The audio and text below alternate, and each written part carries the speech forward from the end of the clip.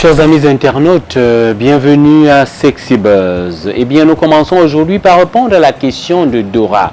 Dora qui nous pose une question simple. Comment faire lorsque nous avons un problème de conversation dans notre couple, c'est-à-dire dans notre relation?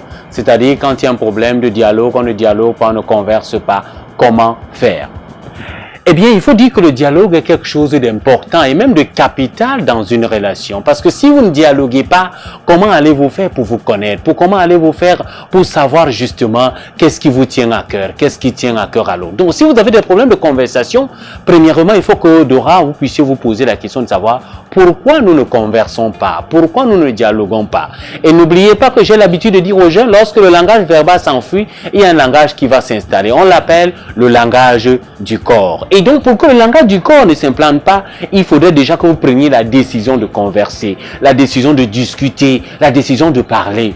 Mais comment voulez-vous prétendre que vous vous aimez? Comment voulez-vous prétendre qu'il y a du sentiment entre vous et que vous ne parvenez pas à discuter et que vous ne parvenez pas à dialoguer? Donc, si c'est un problème, posez ce problème-là sur le carreau, discutez-en. Est-ce que c'est parce que l'autre n'est pas ouvert? Est-ce que c'est parce que l'autre ne veut pas dialoguer? Eh bien, en ce moment-là, que celui qui veut dialoguer amène tout doucement, tout lentement l'autre au dialogue en lui montrant certainement quelle est l'importance du dialogue. Et donc, le dialogue, il est important. Voilà un peu quelques petites articulations Dora que nous pouvons te dire. Pose le problème, asseyez-vous, discutez-en, parlez-en. Mais c'est nécessaire, c'est capital de pouvoir en discuter, en parler et de pouvoir converser entre vous.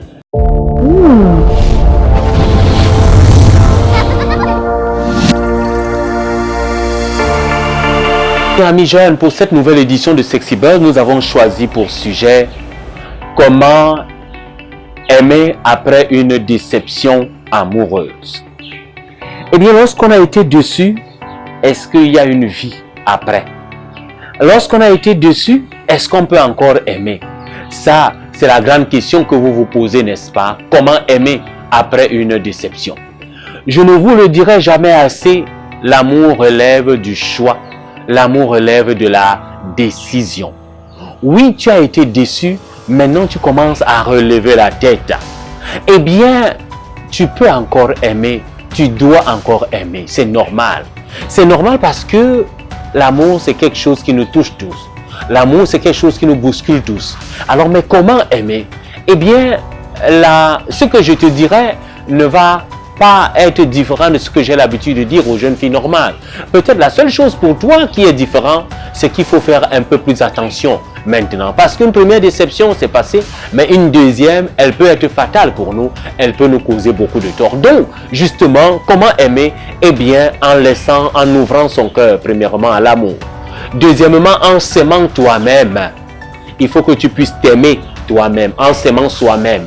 Oui, parce que si tu ne t'aimes pas toi-même, pourquoi tu veux que l'autre t'aime?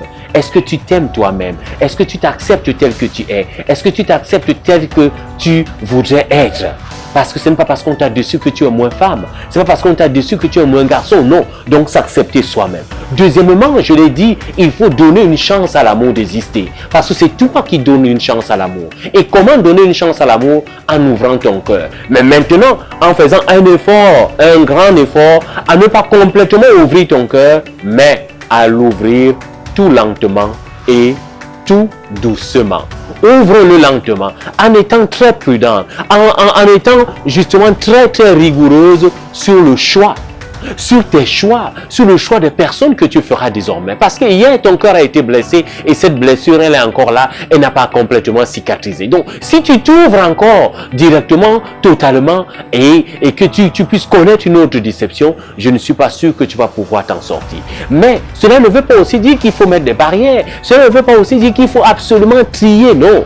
L'amour vient quand on le veut, quand on le peut, quand on est ouvert à cet amour-là. Et donc, pour être ouvert à cet amour, les conditions restent les mêmes. Apprends à connaître l'autre quelles sont ses qualités, quels sont ses défauts, quelles sont ses valeurs, ce à quoi il croit. Apprends justement à le regarder avec ses regards admiratifs, parce que derrière lui tu vois des valeurs, parce que derrière lui tu vois des qualités. Apprends surtout cette bonne base-là, la connaissance interpersonnelle. Eh bien, beaucoup de vous, les jeunes, passez à côté à cause de cela, parce que vous ne vous connaissez pas, parce que vous n'apprenez pas à vous connaître. Toi qui as donc connu une déception, c'est capital pour toi d'apprendre à connaître désormais l'autre. C'est même automatique pour toi, c'est même, je dirais, obligatoire pour toi de connaître l'autre. Et lorsque tu as donc connu l'autre, justement, regarde si et seulement si il a un certain nombre de valeurs, il a un certain nombre de qualités, et ce sont ces qualités-là qui resteront. Autre chose, comment aimer à nouveau? Eh bien, en vivant une bonne amitié, une belle amitié, où justement, on s'ouvre prudemment, on découvre l'autre et on voit, est-ce qu'il a des qualités que je veux? Est-ce qu'il a des qualités que je veux? Est-ce qu'il a des défauts que je peux supporter? Et si tu ne peux pas les supporter, eh bien l'occasion te sera de pouvoir le dire. Autre chose que je voudrais te dire, comment aimer à nouveau, c'est de savoir que ton cœur saigne, oui, ton cœur a été blessé, oui, mais apprends à l'ouvrir et donne-toi une seconde chance. Et dans cette seconde chance, eh bien, il faut aller à fond, il faut aller au maximum, mais en allant prudemment, doucement et lentement. Donc je voudrais te rassurer, ami jeune, qu'après une déception, tu peux aimer. Et aimer, ce n'est pas de miracle, cela relève du choix, cela relève de ta décision. Mais n'oublie pas, dans cette décision-là, ce que j'aime appeler l'arbre de l'amour. L'amour qui naît du désir. Et après le désir, la connaissance interpersonnelle, qui passe à l'admiration, parce que j'admire l'autre, qui va m'ouvrir la porte de l'amitié, une belle amitié, et qui va me conduire à l'amitié responsable. Et c'est cette donc amitié responsable qui me permettra de savoir, est-ce que je peux lui confier mon cœur, ce garçon? Oui, il est beau, il est mignon, il parle de bien et tout cela, mais est-ce que j'ai raison de lui confier mon cœur? Un cœur qui a été blessé hier, est-ce que je peux le lui confier? Est-ce qu'il le mérite? Est-ce que moi-même je le mérite d'abord? Parce qu'avant de demander si l'autre mérite ton amour, pose-toi la question de savoir si toi-même tu mérites cet amour-là. Et si c'est le cas, eh bien, ne t'emprisonne donc pas, ne t'enferme donc pas, ouvre-toi et donne une chance à l'amour d'exister. Est-ce qu'on peut à nouveau aimer après une déception amoureuse? Comment aimer? L'amour n'a jamais changé. C'est nous qui changeons. C'est nous qui ne le comprenons pas. C'est nous surtout qui ne savons pas souvent faire un bon choix. Un choix qui ne nous accuse pas. Un choix qui ne nous réduit pas, mais un choix qui nous élève. Et nous avons justement voulu que tu comprennes que toi qui as été déçu, tu peux encore aimer. Si et seulement si tu acceptes de t'ouvrir à l'amour, si et seulement si tu acceptes de cheminer en amour, le cheminement à l'amour, le désir, l'admiration, la connaissance interpersonnelle, l'amitié vraie et véritable, où on apprend à découvrir l'autre, où on apprend à aimer l'autre, où on se pose des bonnes questions. Est-ce que je suis prêt à l'aimer? Pas est-ce que l'autre est prêt à m'aimer, non. Moi, est-ce que je suis prêt à l'aimer? Est-ce que je suis prêt à m'aimer moi-même? Est-ce que je suis prêt à m'accepter moi-même? Parce qu'après une déception, parfois on ne s'accepte pas, parfois on ne s'aime pas. On se dit, on a commis beaucoup d'erreurs. Oui, tu as commis beaucoup d'erreurs, mais ces erreurs-là ne mettent pas un terme à ta vie. Tu continues à vivre. Et si tu continues à vivre, cela veut dire que l'amour aussi peut continuer à exister. Cela veut dire que l'amour aussi peut trouver sa place. À toi donc de lui donner la place à travers tout ce que nous t'avons dit.